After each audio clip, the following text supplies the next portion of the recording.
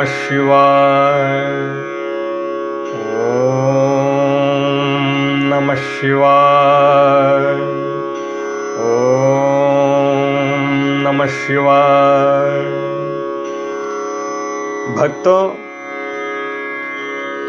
अब तक के अध्यायों में शिव जी के 42 अवतारों का वर्णन किया गया। अब नंदीश्वर अवतार का वर्णन किया जाता है। सनत कुमार जी ने पूछा, हे नंदीश्वर, आप महादेव के अंश से किस प्रकार उत्पन्न हुए और किस प्रकार शिवत्व को प्राप्त हुए, आप मुझे बताने की कृपा करें। नंदीश्वर बोले, हे सनत कुमार जी, जिस प्रकार शिव जी के अंश से उत्पन्न होकर मैंने शिवत्व को प्राप्त किया है, उसको आप सावधानी पूर्वक सुनिए। शिलाद नामक एक धर्मात्मा मुनि थे। पितरों ने महर्षि शिलाद से संतान उत्पन्न करने का निवेदन किया। तब शिलाद ने उनका उद्धार करने की इच्छा से पुत्र उत्पत्ति करने का विचार किया तथा इस निमित्त इंद्र को उद्देश्य करके बहुत समय तक अति कठोर तप किया। इंद्र के प्रसन्न होने पर शिलाद ने अयोनिज, अमर तथा उत्तम व्रत वाले पुत्र की कामना की। इंद्र ने अपनी असमर्थता व्यक्त करते हुए देवाधिदेव महादेव रुद्र को प्रसन्न करने की प्रेरणा प्रदान की। तब शिलाद भगवान महादेव को प्रसन्न करने के लिए तप करने लगे। शिव को प्रसन्न होने पर शिलाद ने उनसे कहा, प्रभो, मैं आपके ही समान मृत्युहीन अयोनिज पुत्र चाहता हूँ। त्रिनेत्र भगवान शिव प्रसन्नचित होकर बोले, हे विप्र, मैं नंदी नाम से आपके अयोनिज पुत्र के रूप में अवतरित होऊंगा और मुने, आप मुझ तीनों लोकों के पिता के भी पिता बन जाएंगे। शिव के प्रसन्न होने पर शिलाद ने उनसे कहा, प्रभो, मैं आपके ही समान मृत्युहीन अयोनिज पुत्र चाहता हूँ। त्रिनेत्र भगवान शिव प्रसन्नचित होकर बोले, हे विप्र, मैं नंदी नाम से आपके अयोनिज पुत्र के रूप में अवतरित होऊंगा और हे मुने, आप मुझ तीनों लोकों के पिता के भी पिता बन जाएंगे।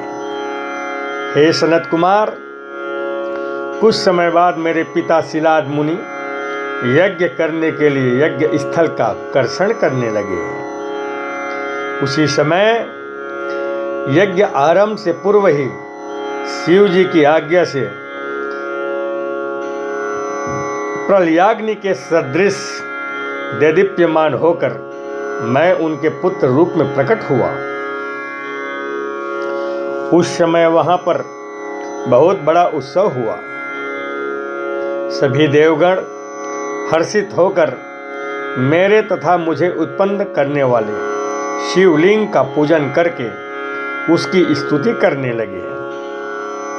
शिलाद बोले, हे सुरेश्वर, आपने मुझे आनंदित किया है, अतः आपका नाम नंदी होगा और इसलिए आनंद स्वरूप आप प्रभु जगदीश्वर को मैं प्रणाम करता हूँ। नंदीश्वर बोले,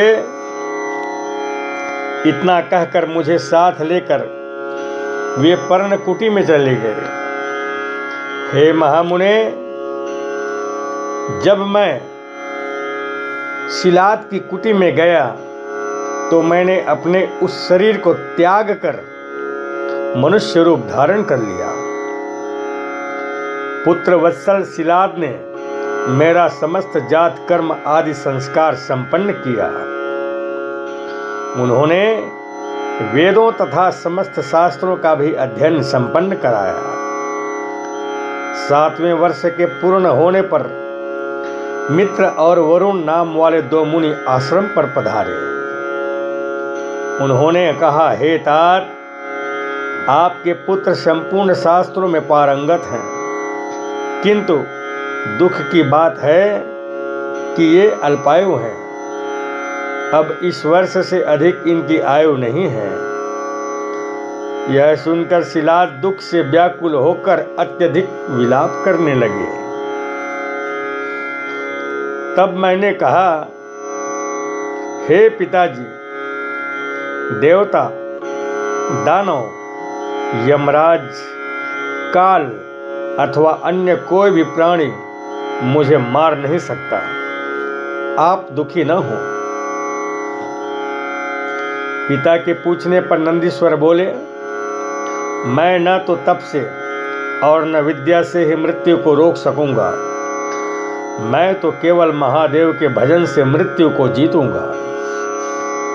इसके अतिरिक्त अन्य कोई उपाय नहीं है।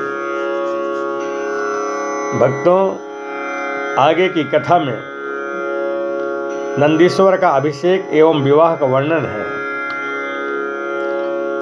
नंदीश्वर कहते हैं, इसके बाद मैं वन में जाकर धीरता पूर्वक कठोर तप करते हुए रुद्र मंत्र का जप करने लगा।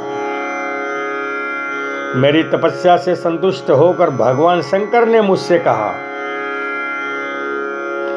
हे महाप्राज्ञ, तुमको मृत्यु के भय कहाँ? मैं ही उन दोनों ब्राह्मणों को भेजा था। तुम तो अपने पिता एवं सुरहीजनों के सहित अजर अमर, दुख रहित, अविनाशी, अक्षय और मेरे सदा प्रिय गणपति हो गए। इस प्रकार कहकर कृपानिधि शिव ने सहस्त्र कमलों की बनी हुई अपनी शिरोमाला को उतारकर मेरे कंठ में पहना दिया। हे विप्र, उस पवित्र माला के गले में पड़ते ही मैं 3 नेत्र एवं 10 भुजाओं से युक्त होकर दूसरे शिव के समान हो गया। इसके बाद शिव जी ने पार्वती से कहा, मैं नंदी को अभिषिक्त कर इसे गणेश्वर बनाना चाहता हूं। इसमें तुम्हारी क्या सम्मति है? उमा बोली, हे परमेश्वर, आप इस नंदी को अवश्य ही गणेश्वर पद प्रदान करें। इसके बाद भगवान शंकर ने अपने श्रेष्ठ गणाधीपों का स्मरण किया। उनके स्मरण करते ही असंख्य गणेश्वर वहां उपस्थित हो गए। तब शिव जी बोले, यह नंदीश्वर मेरा परम प्रिय पुत्र है, अतः तुम लोग इसे सभी गणों का अग्रणी तथा सभी गणाध्यक्षों का ईश्वर बनाओ।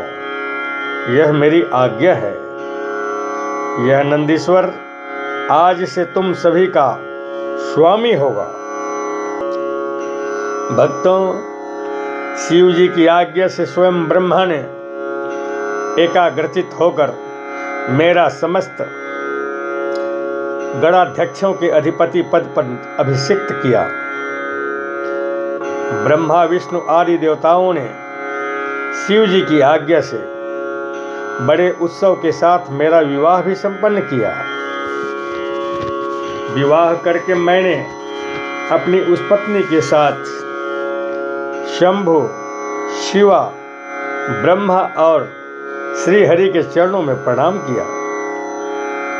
भगवान शिव पत्नी सहित मुझसे प्रेम पूर्वक मिले और बोले, सत्पुत्र, यह तुम्हारी प्रिया सुयसा और तुम मेरी बात सुनो। तुम मुझे परम प्रिय हो। जहां मैं रहूंगा वहां तुम्हारी स्थिति होगी और जहां तुम रहोगे वहां मैं उपस्थित रहूंगा। महाभागा उमा देवी ने भी मुझे तथा मेरी पत्नी सुयसा को अभिष्ट वर प्रदान किया। तत्पश्चात भगवान शिव मुझे अपनाकर उमा सहित वृक्ष पर आरूढ़ हो अपने निवास स्थान पर चले गए।